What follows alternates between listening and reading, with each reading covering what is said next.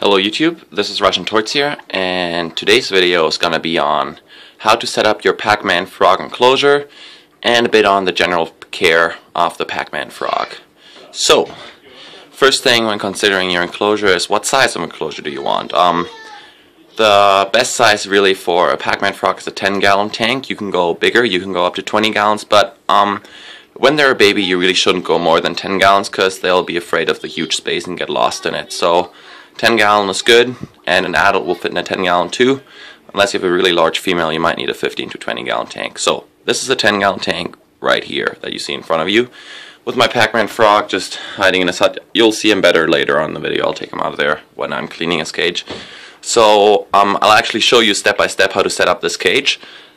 Not exactly like this, I have a few changes in mind, but something like this. So first thing after the cage size is what substrate do you want to use. So you want some sort of compressed coconut fiber, coconut fiber or something. So I like using Eco-Earth because we have it at the pet store and I get it for free. So Eco-Earth either comes in a brick like this, so a tiny brick like this, which expands to actually half of what you saw up there in the tank.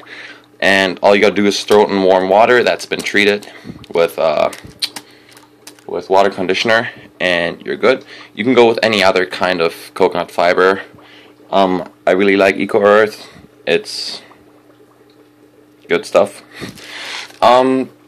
Next, you can put some moss in your cage. I'm going to put some moss in his cage now.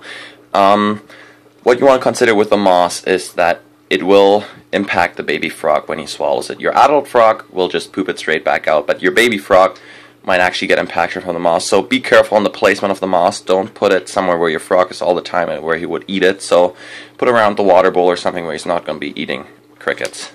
So that's that. So now I'm going to just throw this Eco brick here into some water and yeah, take Eco-Earth out of the tank, and we'll talk about, well, I don't know, we'll see. So just wait up for a second. Alright, so this is the frog out of his cage, just in this little critter keeper like thing, and I really like his colors. I mean, some people might say he's brown and boring, but I like the colors on this guy with the bits of green he has. He's getting nice and fat. I'm feeding him 2 crickets a day now, so that's good. So once you've taken your frog, oh well, whatever. So once you've decided on your substrate, cage size, and so on, you want to decide on the decoration on your cage. So this is really dark right now because I took off the lights, but oh well. You're going to want to have a water bowl in there, unless you're keeping your frog fully aquatic, which works as well. But if you keep him in a setup like me, you want to have a water bowl in there, and you want to have opportunities for your frog to hide. You don't need all these plants. It's just nice for your frog to have many opportunities to hide so they feel safer. Mine feels comfortable in this cage now, and I can tell that by whenever I drop a cricket in there, he eats it right away, even when I'm standing in front of the cage. Before, he would just eat it when I was gone. So, yeah, so it doesn't matter if you have it in the form of a hut or the form of plants or whatever, so on. So, next we'll talk about the lights. Just let me get those ready for a second here. It's not focused. Oh well, so for lights right now, what I have is one UVB bulb over here, and this is a daylight heating lamp, but the UVB bulb is too bright and the tank is getting really cold at night, so I got myself a ceramic heat emitter. So this thing does not give off any visible light apart from a bit of red, which is important as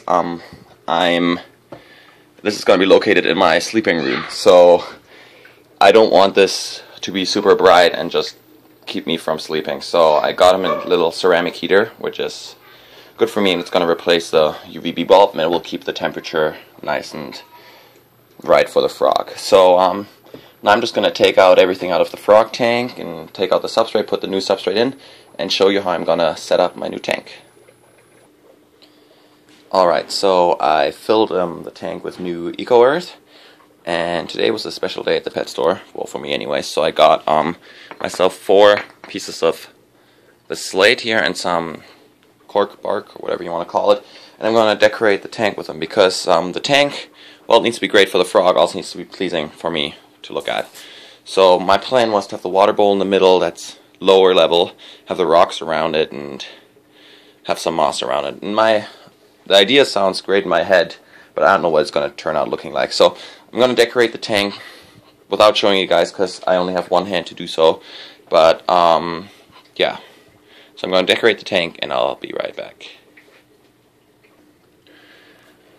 Alright, so here's what I did for now. I put in Enclosure, the little water dish in the middle, like so, and I think it looks pretty nice. And now I'm just going to put the cork on one side actually to cut it up a bit, put the plants in, and I'm going to show you the finished product. Alrighty, so here's what the finished product looks like. Personally, I think it looks a lot better than before. In the middle, we got the water bowl with the 2 stone ramps and moss on each side. And then on each side we have a little cork hide, like that, over there where the frog can go into. So now all I need to do is mist this, put some aluminum foil on each side so the water doesn't evaporate as quickly, put in the frog, and then I'll go over the basic care and then the video's done. So I'm gonna be right back. Alright, so there he is, back in his tank with a glass all wet and dirty and whatever, but in general I'm pretty happy with the way the setup looks. I just don't know how much of a hassle it will be to clean it, but we'll see that in 2 weeks. So as for general care for these guys, the humidity should be around 80%, so that's not terribly high. 80% is easily doable by spraying the cage 2 times a day. They eat crickets. As when they're little babies, they eat crickets as a main part of their diet, and then you can sub in some mealworms, superworms, horned worms, silkworms, any kind of worm really. But crickets are the main part of their diet, so I got myself some more crickets today. Delicious, really. I totally understand how frogs can eat this. And so that's their food. The temperature should be around mid-70s over the day. Mine's at 70 right now because I didn't have the infrared lamp before, or the ceramic heater, whatever it's called. So I'm hoping that will actually do some work overnight and keep the temperature above 70 at night. That's all I'm hoping for. So yeah, light, humidity, food. Clean their cage once every 2 weeks, and do spot cleaning when you see poop. And apart from that, you're good. So I hope you like my new setup. If you have any questions or comments or improvement ideas, please leave them in the comment section below. Thank you for watching.